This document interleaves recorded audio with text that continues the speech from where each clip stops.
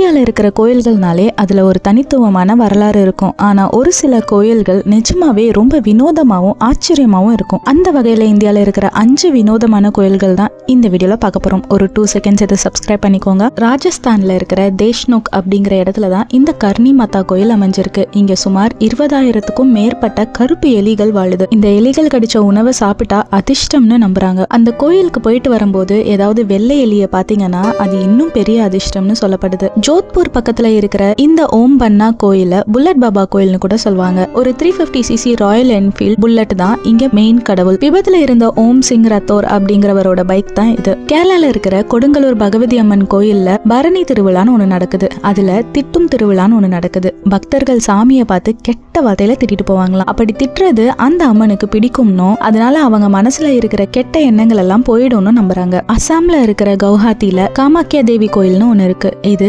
அம்மனோட மாதவிடாய் சமயத்தை குறிக்குது. வருஷத்துக்கு ஒரு தடவை இங்க இருக்கிற அம்மனுக்கு மென்ஸ்ட்ரேஷன் நடக்கிறதா நம்பப்படுது. அந்த 3 நாட்களும் கோயில் மூடப்பட்டு இருக்கு.